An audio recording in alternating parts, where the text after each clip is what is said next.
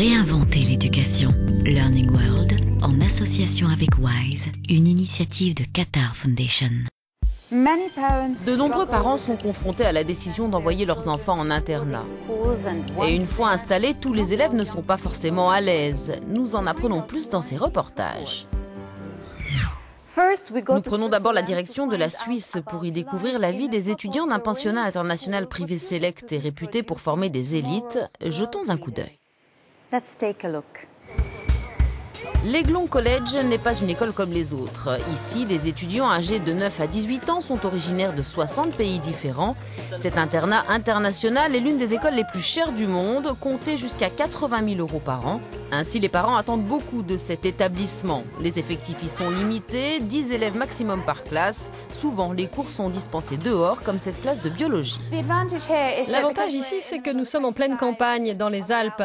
Nous arrivons à profiter pleinement de la nature, nous sortons pour étudier la biologie en lien direct avec la nature, c'est vraiment fantastique. Les matières classiques telles que les langues étrangères, l'histoire ou la physique sont mêlées à celles plus atypiques comme la spatiologie par exemple. Ici, l'accent est mis sur la discipline.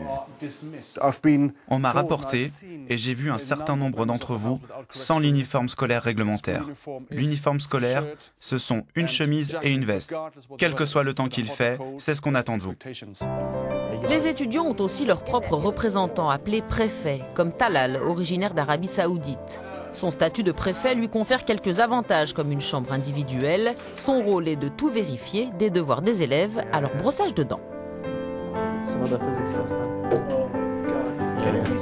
Vous pouvez penser que c'est strict ici, oui, et je pense que ça l'est, mais dans le bon sens. À la fin de la journée, nous sommes ici pour nous assurer que les élèves font les choses correctement, aussi bien dans qu'à l'extérieur du collège, qu'ils portent l'uniforme réglementaire, qu'ils mangent bien, qu'ils étudient, et qu'il n'y ait pas de bazar. Au final, ce n'est pas difficile. Ici, les étudiants sont sympas. Bien que l'établissement soit très chic, tous les élèves ne sont pas forcément issus de familles aisées. L'école a mis en place un programme spécial de bourse pour accueillir les enfants et les adolescents de milieux modestes, mais très doués. Ils représentent 10% des étudiants. Je pense qu'avoir des étudiants boursiers peut être une grande source de motivation pour tout le monde.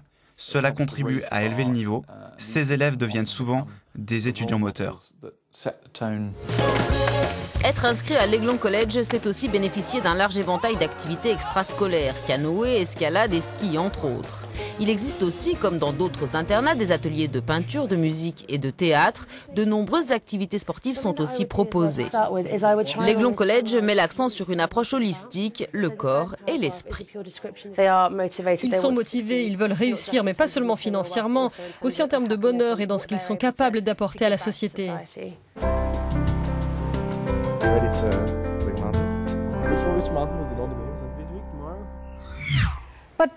Outre l'éducation, les internats assurent aussi un soutien aux élèves éloignés de leurs parents. De quelle façon? Nous sommes allés en Inde pour le découvrir.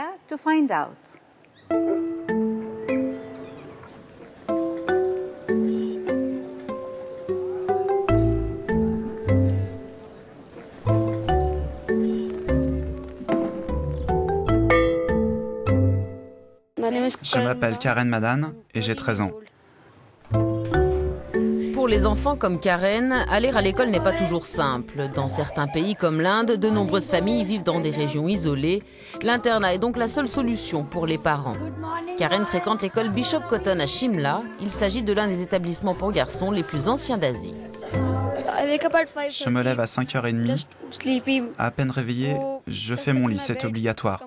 Ensuite, je vais prendre mon petit déjeuner.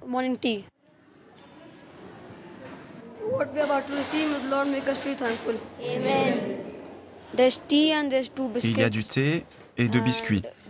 Ensuite, ils font l'appel et puis nous allons jouer. Après le petit déjeuner, il y a classe de 8h45 à 14h15.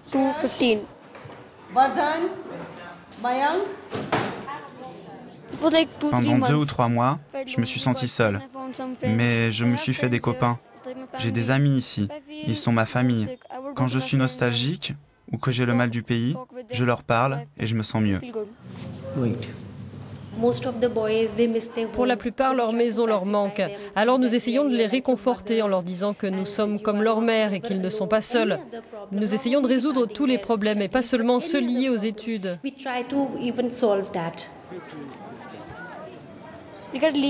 Nous pouvons sortir de l'école certains jours et casser la routine. Nous allons nous balader dans la rue commerçante, faire des achats, regarder des films, manger des cochonneries. L'école nous apprend de diverses manières, elle nous rend forts. Les études sont bien aussi, mais c'est secondaire. Le principal, c'est l'internat. Ça nous apprend à être ponctuels, indépendants, ça nous aide dans la vie et pour l'avenir. L'internat vous apprend des choses qu'une école externe classique ne peut pas vous apprendre, simplement car vos parents ne sont pas avec vous. Vous allez rencontrer d'autres élèves que vous n'allez pas forcément aimer, mais vous devez faire avec. D'une certaine manière, l'internat vous prépare à la vie en société, celle après l'école.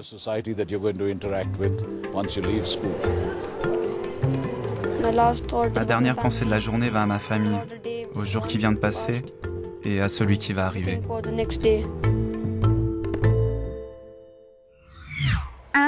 Et comment cela se passe-t-il quand un externat accueille aussi des internes? C'est le cas dans cette école de Bali qui est au passage l'école classée la plus verte au monde depuis 2012. La Green School, créée en 2008 sur l'île indonésienne de Bali, s'est fixée pour objectif de former les futurs leaders éco-responsables de la planète. L'école accueille environ 400 étudiants internationaux et locaux cette année et dispense des cours de la maternelle à l'école secondaire. Les élèves étrangers sont internes, ils sont actuellement une douzaine dans ce cas-là, comme ce jeune Canadien. Ça ressemble à des immeubles, mais tout est fabriqué en bambou ou avec des matériaux que l'on a trouvés ici. Les tableaux blancs sont fabriqués à partir de vitres. Tout est recyclé. Chaque année, les étudiants étrangers restent ici pendant 9 mois ou plus. Via le système de l'internat, l'école veut permettre aux élèves d'acquérir une conscience écologique et les outils pour imaginer et construire un futur durable et sain. Je pense que l'environnement a un fort impact sur les enfants. Ils viennent ici et ils sont entourés par la nature, par les oiseaux, le bambou. Cette maison est presque entièrement faite en bambou. Ils dorment ici et quand ils se réveillent, ils disent « Waouh, c'est comme une cabane dans les arbres, c'est comme une aventure ». Ils laissent vraiment sortir l'enfant qui est en chacun d'entre eux et cela développe leur intérêt pour l'apprentissage. À la Green School, les élèves suivent un parcours traditionnel en termes de matières enseignées et d'examens. Mais tout se fait dans une dimension écologique développée par les enseignants. Nous pouvons par exemple parler du nombre de fois où un élève utilise la salle de bain, ou à combien s'élève la consommation d'eau en moyenne à chaque fois qu'une chasse d'eau est tirée dans le monde. Et avec un peu de mathématiques, faire la comparaison avec notre consommation ici et nos toilettes sèches. Cela permet, tout en leur faisant faire des maths, de mieux faire comprendre aux enfants la signification de l'expression « être vert ». Des parents du monde entier viennent à Bali pour inscrire leur enfant à la Green School, comme Natassia Radic, qui vit à Dubaï. Elle a inscrit son fils de 14 ans ici, coût de la scolarité 23 000 €. Ce que j'ai aimé, c'est qu'on a demandé à chaque enfant ce qu'il voulait apprendre ici. Toutes les 6 semaines, ils choisissent un thème qu'ils vont par la suite creuser, un projet auquel ils vont accorder plus de temps. Et il a fait des choses folles qu'il n'aurait jamais fait seul. Il a fabriqué un harpon et a pêché, il est parti de rien et a fait tout ça avec des bambous. La Green School ambitionne de devenir la référence mondiale de l'éducation durable et responsable et espère que ses étudiants deviendront de véritables ambassadeurs de l'environnement. Il est important d'être dans un environnement vert car nous venons de la nature. Il est important qu'elle nous entoure, d'apprendre d'elle et de s'immerger entièrement en elle. C'est une sensation plus naturelle que celle ressentie dans un bâtiment en béton dans lequel on vous force à apprendre des choses. Ici, tout vient naturellement.